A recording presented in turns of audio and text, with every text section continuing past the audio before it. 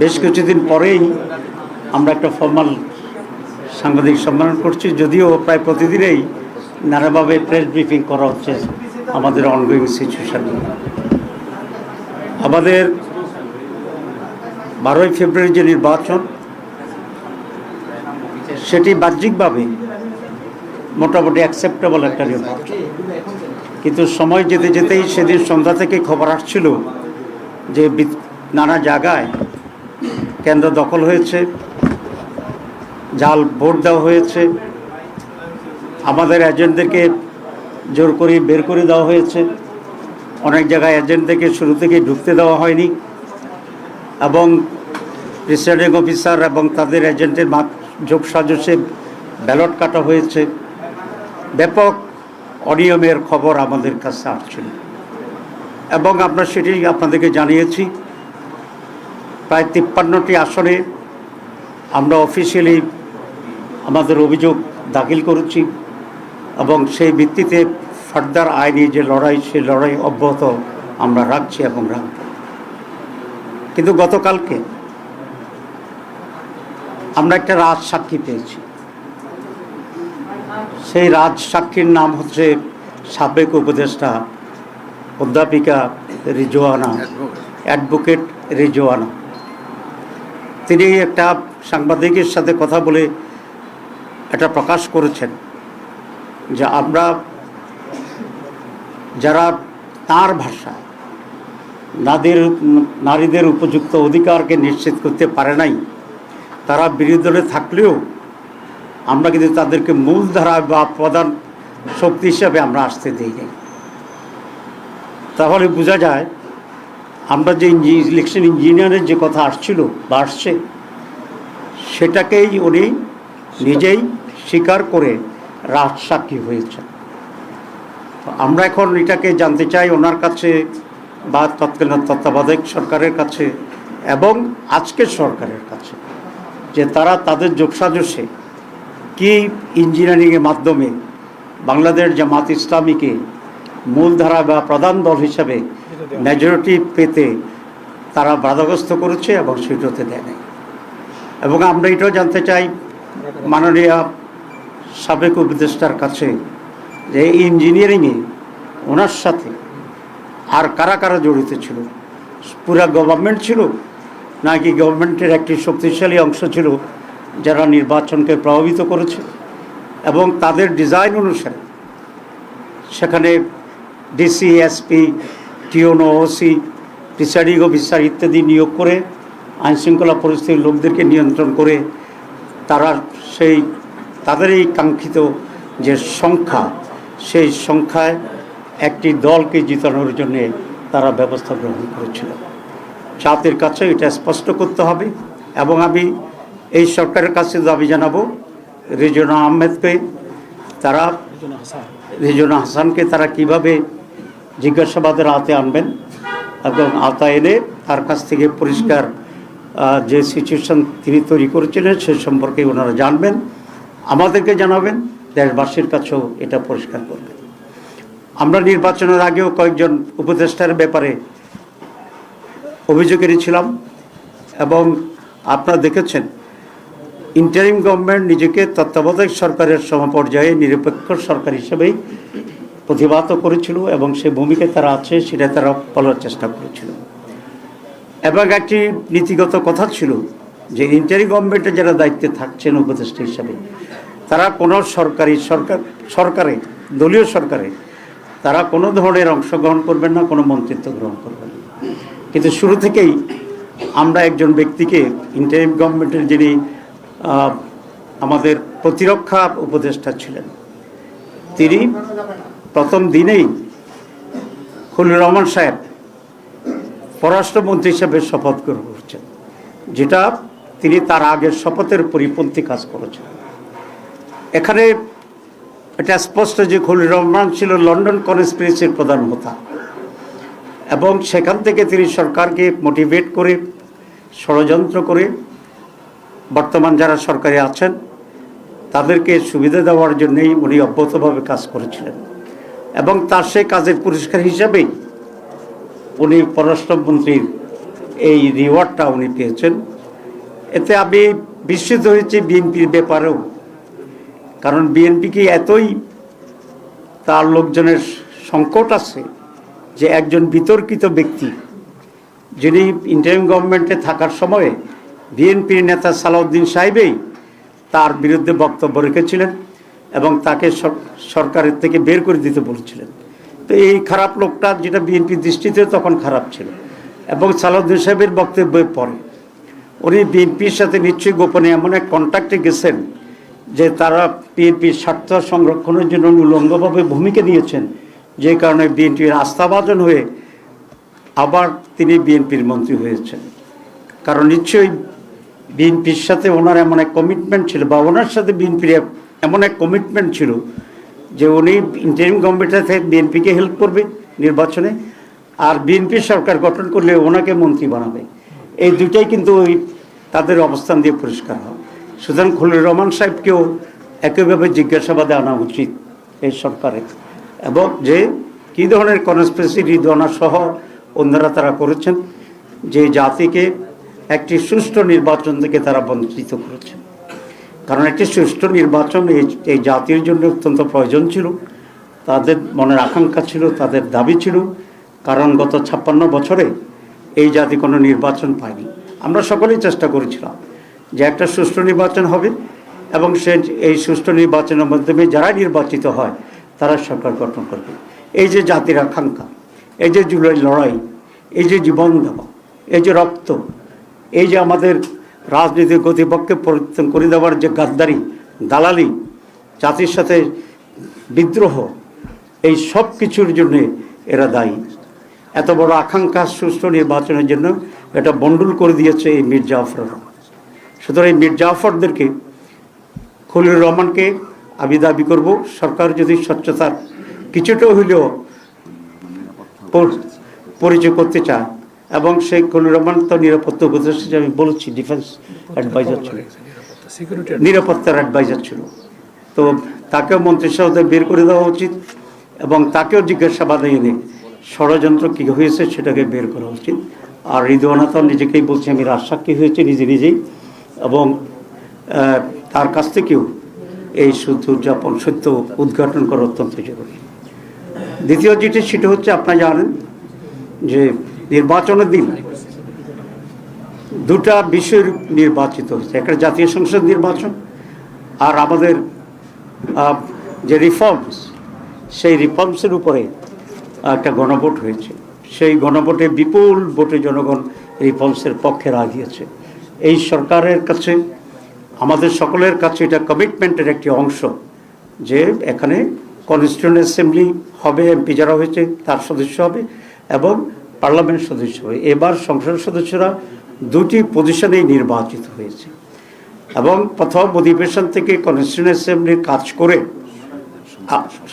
সংবিধান সংস্কার সভা যেটা অন্যান্য সময় কনস্টিটিউয়েন্ট অ্যাসেম্বলি হিসেবে কাজ করে, এইটা করে আগে আমাদের যে রিফর্মসের উপরে যে গণভোট হয়েছে সেটাকে অ্যাকসেপ্ট করা, সেটাকে সাংবিধানিক বৈধতা দেওয়া, এবং তার ভিত্তিতে যে সমস্ত রিফর্মসগুলো অ্যাকসেপ্টেড হবে সে আলোকেই পরবর্তী পর্যায়ে রাষ্ট্র, সরকার এবং আমাদের অধিবেশন, পার্লামেন্ট সব কিছু সেভাবেই পরিচালিত হবে। কিন্তু আমরা দেখছি যে এই সংস্কার ইস্যুতে চ্যালেঞ্জ করে কোর্টে রিট করা হয়েছে। আসলে কোনো সরকারের ইঙ্গিত ছাড়া এ ধরনের রিট হওয়ার কোনো সম্ভাবনা অতীতে আমরা দেখছি ছিল না। সুতরাং এই সরকার নানাভাবেই সংস্কার যে কমিটমেন্ট সেখান থেকে সরে আসার জন্য নানা খুচরা খাচরা মানুষ দিয়া রিটের নামে এটাকে ডিলে করাচ্ছে। এবং খুবই আনফর্চুনেট হচ্ছে এই যে আমরা আইনের শাসনের কথা বলছি, এবং কোর্টকে আমরা স্বাধীন করার জন্য দীর্ঘদিন ধরে আমরা সংগ্রাম করছি, এবং সেটাকে স্বাধীন করা হয়েছে। কিন্তু স্বাধীন হইলেও কতিপয় জাজেরা মানসিকভাবে নিজেরা স্বাধীন হইতে চায় না। সেই জন্য সরকারের ডিকটেশনে এখনও তারা জনগণের স্বার্থের বিরুদ্ধে রায় দিচ্ছে। যে রায় তারা দিয়েছে এটার বিরুদ্ধে আমরা আবার আইনি লড়াই করব, সাথে সাথে জনগণকে সংগঠিত করে পার্লামেন্টে এবং পার্লামেন্টের বাইরে আমরা এর বিরুদ্ধে জনমত গড়ে তুলব এবং সরকার এটা নৈতিক দায়িত্ব যে সংস্কারের উপর গণভোট হয়েছে জনম্যান্ডেটকে, যে কারণে তারা সোকল্ড মেজরিটি, সোকল্ড আজকে কেন বলছি এর জন্য আমরা বলি নাই, আজকে সোকল্ড বলছে এর জন্য বিরাট এক সাক্ষী পাওয়া গেছে যে যারা নিজেরাই বলছে যে আমরা ইঞ্জিনিয়ারিং করে ইলেকশন জামাত ইসলামীকে আমরা মেজরিটি হইতে দেই নাই। তো সুতরাং এখন তো আর নেই। তো সোকল্ড মেজরিটি পাওয়ার পরে তারা গভর্নমেন্ট ফর্ম করার পরে তাদের এটা দায়িত্ব যে রিফর্মস প্রস্তাবনার উপরে যে গণভোট হয়েছে, যে কারণে বেশি ভোট পাওয়ার দাবি করে তারা সরকার গঠন করছে, তাদের নৈতিক যে অবস্থান, সে কারণে বেশি ভোটে গণভোট জিতার কারণে এটাকে ইমপ্লিমেন্ট করা গণতন্ত্রের দাবি, নৈতিকতার দাবি এবং জনমতেরকে সম্মান করার, শ্রদ্ধা করার দাবি। সেজন্য আমরা মনে করি যে পার্লামেন্ট 12 তারিখে বসছে, সেদিন থেকেই তারা এই রিফর্মস যে আমাদের প্রস্তাবনা গণভোটের মাধ্যমে যেটা অ্যাপ্রুভ হয়েছে সেটা বাস্তবায়নের জন্য তারা সঠিক উদ্যোগ নেবেন। কিন্তু আমরা বিগিনিংয়ে দেখেছি তারা শপথ নেন নাই। দুটো শপথ ছিল, একটা হচ্ছে পার্লামেন্ট মেম্বার হিসাবে আর একটা হচ্ছে সংবিধান সংস্কার পরিষদের শপথ নেওয়ার পরে।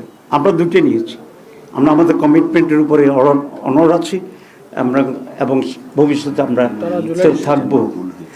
আমরা কেন নিয়েছি এই জন্য এটা আমি বলেছি যে তারা রুলস করতেছে যে আমরা কেন নিয়েছি আদালতের শপথ, সেটার জন্য তারা আদালতে গিয়েছে। আদালতকে তারা ব্যবহার তারা অবজ্ঞা করার জন্য একটি ষড়যন্ত্রের ভিতরে দিয়ে চলছে।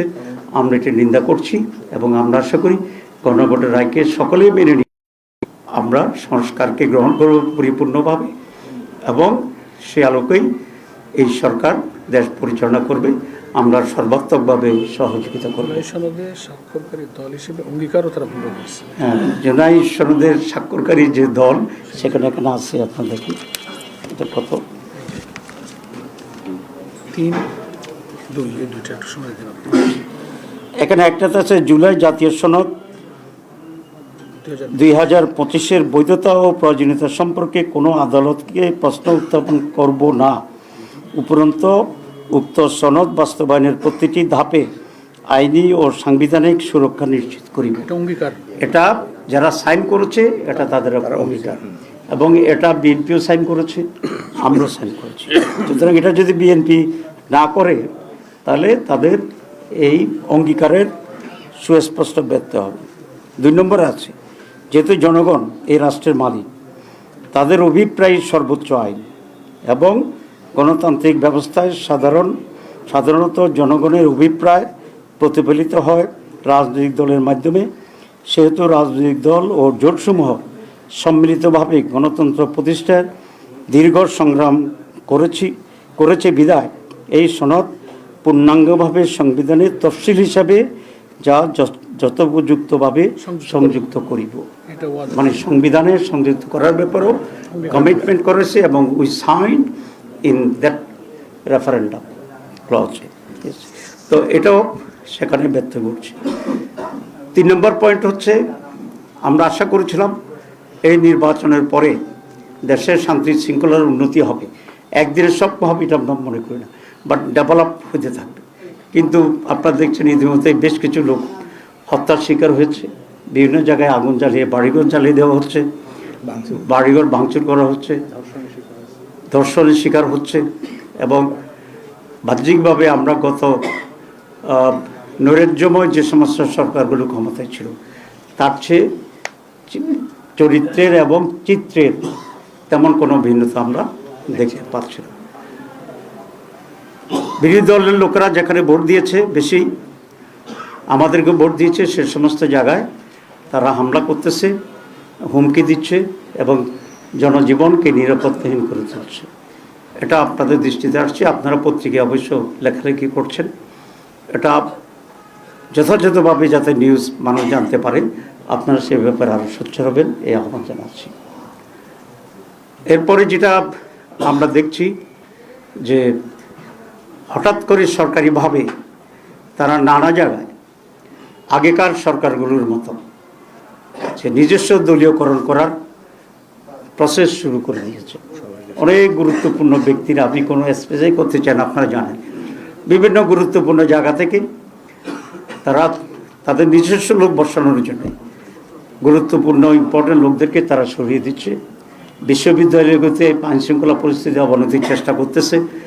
আগে যেরকম আগেকার বিএনপি সরকার বা আগেকার আওয়ামী লীগ সরকার যেমনিভাবে বিশ্ববিদ্যালয়কে অশান্ত রেখেছিল, অস্ত্রবাজি করেছিল, ঠিক সেরকম একটা পরিস্থিতি তৈরি করার জন্য চেষ্টা করছে। যদিও সেটা সহজ হবে না, কারণ সাধারণ ছাত্রীদের রুচির ভিতরে পরিবর্তন হয়েছে।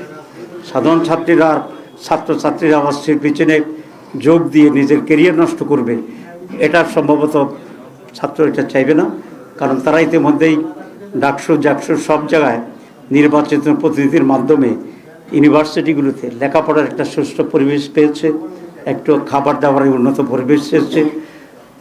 হোস্টেলগুলোতে কি গ্যাস কি একটা মারপিটের যে জায়গা হয়, টর্চার সেল, এটা বন্ধ হয়ে গিয়েছে,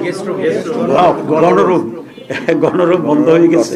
সুতরাং they got a different test, they got a different environment, and they got an environment for study and career building, so they will not go back, I hope, যে আগের নৈরাজ্য অস্ত্রবাজি গণরূপের দিকে। সুতরাং সরকার যদি এরকম ভুল সিদ্ধান্ত নিতে থাকে, তাহলে ভার্সিটিগুলোতে আবার লেখাপড়া পরিবেশ নষ্ট হবে, ক্লাস হবে। আমি অনুরোধ করবো এই সরকারকে যে তারা যেন এরকম ভুল সিদ্ধান্ত না যায়, দখলের দিকে না যায়, এবং যেমনি বাপেরা অফিস আদালতে অলরেডি দখল করা শুরু করে দিয়েছে। আমরা আশা করেছিলাম যে আমরা আগেকার বিরোধী দলের মতো নয়, যদিও আমরা সরকারি দল হইতে পারতাম মনে হয় যদি ইলেকশনটা ফেয়ার হতো, স্টিল দেন আমরা একটা নিউ কালচার তৈরি করার চেষ্টা করছি, constructive, violent, vibrant, careful, vigilant and very strong. আমরা অপোজিশন তৈরির চেষ্টা করছি। গভর্নমেন্ট যেন এটাকে সাধুবাদ জানায় এবং তারা এটাকে কোনোভাবেই ভিন্ন খাতে বা দুর্বল মনে করে নিজেরা খুব বেশি বাড়াবাড়ি করার চেষ্টা না করে, কারণ বাড়াবাড়ি করলেই আমরা সেখানে দাঁড়িয়ে যাব। কারণ এটা জনগণের পক্ষ থেকে আমাদের প্রতি ম্যান্ডেট দেওয়া আছে, এটা আমাদের নৈতিক ভিত্তি। আর দল হিসেবে বিএনপি এক জামাত আমরা কোনো দুটো হোস্টাইল পার্টি না, আমরা ফ্রেন্ডলি ছিলাম, আমরা একসাথে কাজ করছি।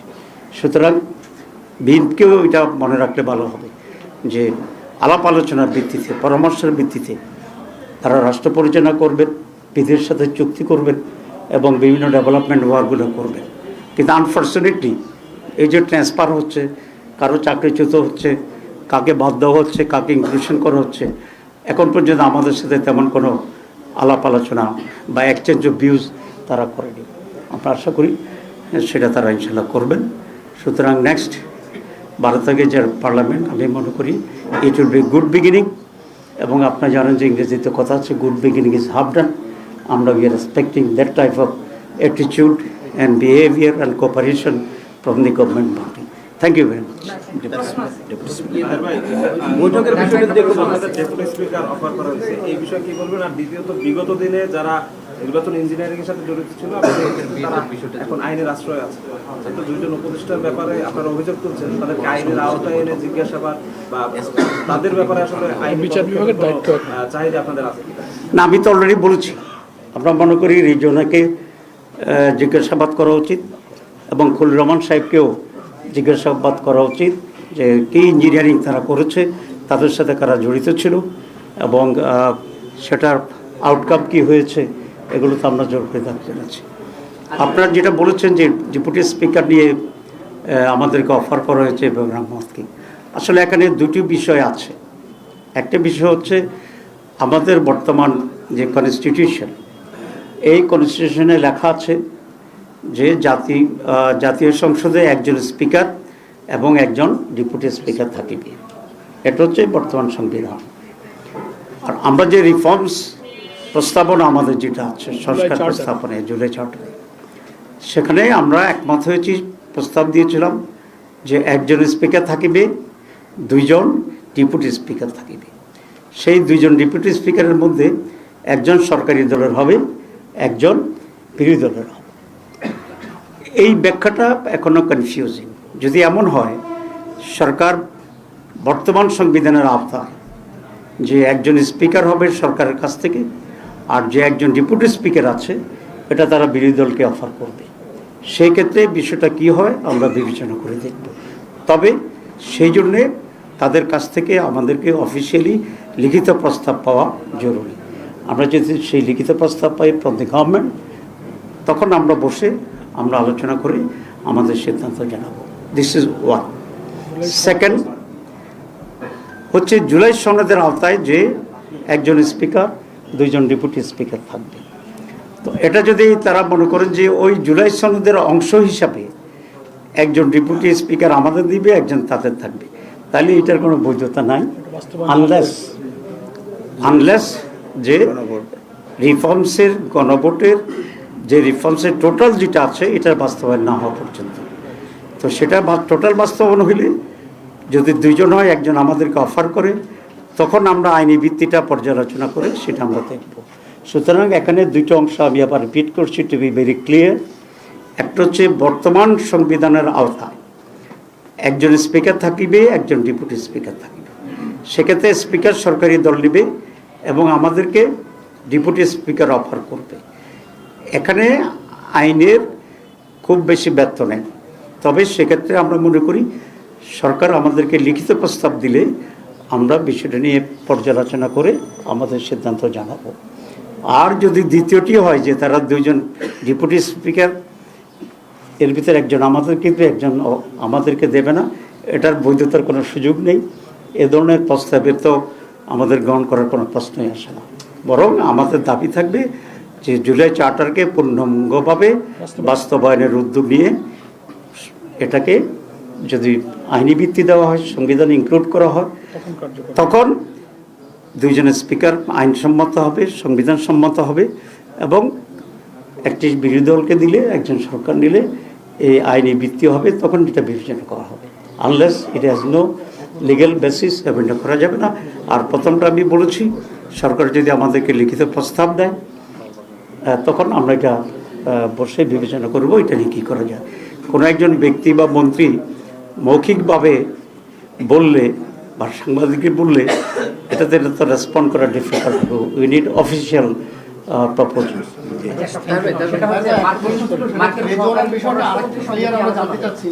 আপনি বারবার সরকারের দিকে ঠেলে দিচ্ছেন, বল যে সরকার এটা নিয়ে তদন্ত করুন।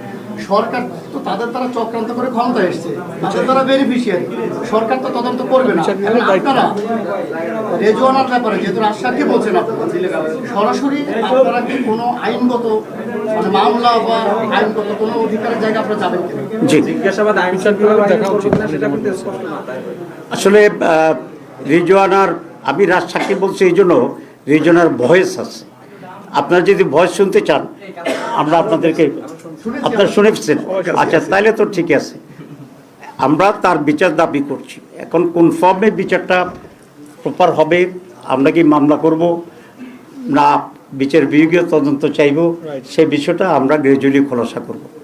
ভাই, আপনি নির্বাচনের আগে বলেছিলেন যে সরকারের উপদেষ্টাদের একটি অংশ সরকারের বর্তমান ওই সময় বিএনপির পক্ষে কাজ করেছে, আপনি নামগুলো প্রকাশ করতে চেয়েছিলেন। অলরেডি রিজওয়ানার কথায় একজনের নাম বের হয়েছে বলে আমরা মনে করছি। আপনি কি আজকে সেই নামগুলো বলবেন যে কারা এই সময় কাজগুলো করছে? আমি 4 জনের কথা তখন বলছিলাম, নাম বলি নাই। আজকে কমপক্ষে 50% বলি, একজন রিজওয়ানা আর একজন খলিলুর রহমান। আচ্ছা, মার্কিন পররাষ্ট্র বাংলাদেশের সঙ্গে আপনাদের কি আলোচনা হয়েছে? মার্কিন সহকারী পররাষ্ট্রের সাথে বৈঠকের বিষয়টা একটু জানতে চাই। জি জি, মার্কিন পররাষ্ট্র সহকারী পররাষ্ট্র মন্ত্রীর সাথে আজকে আমাদের কথা হয়েছে। আমরা 5 জনের একটা টিম গিয়েছিলাম সেখানে। তাদের সাথে বাংলাদেশ এবং মার্কিন রিলেশনশিপ, এখানে তাদের ইনভেস্টমেন্ট কী সুবিধা আছে আমরা এটা বলেছি। আমরা তাদেরকে বলেছি যে তারা যে ইনভেস্টমেন্ট হচ্ছে, বিশেষ করে এআই, আর্টিফিশিয়াল ইন্টেলিজেন্সের এখানে বিরাট সুবিধা আছে আমাদের দেশে। সে ব্যারেন ফিল্ড, এখানে যে তারা ব্যাপক ইনভেস্ট করে, তাহলে আমাদের ছাত্রদের এবং যুবকদের জন্য বিরাট কর্মসংস্থানের বিষয় হয়। 2 হচ্ছে আমরা বলেছি যে বাংলাদেশ তার ইন্টারেস্টকে রেখেই সকল বিশ্বের সব দুনিয়ার লোকদের সাথে সুসম্পর্ক চায়।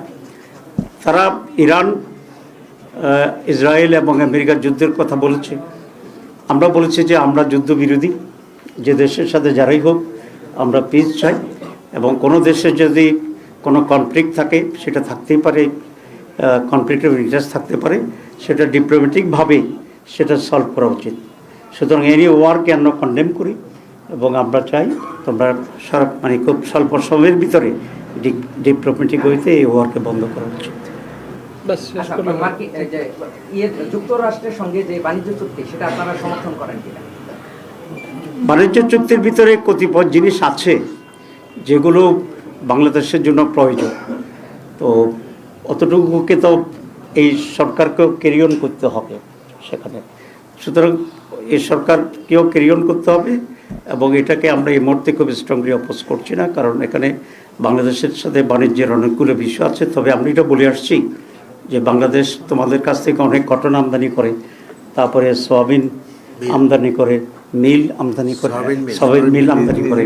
তো আমরা যদি হিউজ ইম্পোর্টার, আমরা তোমাদেরকে রিকোয়েস্ট করব যে চুক্তির চেয়েও আরও কম ট্যারিফে তোমরা বাংলাদেশ থেকে গুডস বাংলাদেশ থেকে পাঠাবা, এটা তাদেরকে আমরা বেশি অনুরোধ করে আসছি। একটা ছোট প্রশ্ন, আপনি বক্তব্যে বলেছেন যে হামলা, ধর্ষণ, ঘটনা ঘটছে, আইনশৃঙ্খলা পরিস্থিতি, দলীয়ভাবে আপনাদের অবস্থানটা কি? কোনো কর্মসূচি বা এরকম কোনো চিন্তা ভাবনা করছেন? আমরা বলেছি যে আমরা অন্যান্য সময়কার নির্বাচনের পরে যে ধরনের একটি হট এক্সচেঞ্জ হয়, এসব নিয়ে ব্যাপক আইনশৃঙ্খলা পরিস্থিতির পরিণতি হয়, বিশাল প্রটেস্ট হয়, আমরা বুঝে শুনেই সেটাকে সেই লেভেলে যাইনি, কারণ আমরা চাচ্ছি একটু কালচারালি চেঞ্জ করার জন্য। যে আমাদের যা হয়েছে সেটার পরে আমরা কনস্ট্রাকটিভলি জানাচ্ছি, আমরা আইনের আশ্রয় নিয়েছি, আমরা খুবই নন ভায়োলেন্ট প্রটেস্ট আমরা করছি। কিন্তু এটা যদি সলিউশন না হয়, এটা বাড়তে থাকে, তখন তো আমাদেরকে আর একটু স্ট্রংলি রাস্তায় নামতে হবে, এবং পার্লামেন্টও আমরা সেক্ষেত্রে স্ট্রং ভূমিকা নেব। আপনারা এত নিরাপত্তা পালন করছেন যে কয়েকদিন পরে আপনাদেরকে যদি বিরোধী মানে গৃহপালিত বিরোধী দল যদি তকমা দিয়ে দেয়, তখন কি করবে? তখন আমরা সেটাকে ওভারকাম করার জন্য যে ভূমিকা নেওয়া দরকার সেটা করব। আমরা বুঝবো যে জনগণ, আমাদের দেশের জনগণ খুব ভাইব্রেন্ট এবং খুব পিসফুল অপোজিশনকে তারা সেভাবে নিচ্ছে না, নাম্বার ওয়ান। নাম্বার টু হচ্ছে, আমি এটা ব্যাখ্যা করেছি, আমরা এক তো নীরব নই, আমরা অনেক প্রটেস্ট করেছি, অনেক মিছিল করেছি, যে যে জায়গায় হামলা হচ্ছে সেখানে লোকালি আমরা প্রতিবাদ করতেছি, আমরা মামলা করতেছি, সাংবাদিক সম্মেলন করতেছি। এখন যদি এটা মনে করা হয় যে একটা ঘটনা ঘটলেই ব্যাপক তুমুল হুলস্থুল করে ফেলা দরকার, এটাকে আমরা মনে করি we should allow some more time to the government, যারা তাদের লাইনে আসার জন্য। যদি না হয় এটা তাদের কপাল। দুই নম্বর কথা আপনাদের মনে রাখতে হবে যে Jamaat Islami after all this rigging, এ সমস্ত রিগিংয়ের পরে ব্যালট করে আমাদের ঢুকতে না দেওয়ার পরেও আমরা হিউজ ভোট পেয়েছি, যেটা সম্মিলিতভাবে অলমোস্ট মোর দেন 40%। আর বাংলাদেশে 3টি সরকার 40%-এর কম ভোট পেয়ে সরকার গঠন করছে, ঠিক আছে? সেটা আমরা যে ভোট পাইছি এটাকেও যদি ধরে নিই, তাতে সরকার গঠন করার মতো ভোট আমরা পেয়েছি। সুতরাং আমরা এগুলো মাথায় রেখে ইয়ার প্রিপেয়ারিং ফর দ্য ফিউচার, এবং আমরা জনগণের কনফিডেন্স অধিকতর পাওয়ার জন্য চেষ্টা করছি। সেটা হচ্ছে বর্তমান সংবিধান অনুযায়ী রাষ্ট্রপতি সংসদের প্রথম অধিবেশনে ভাষণ দেবে, জুলাই সনদ অনুযায়ী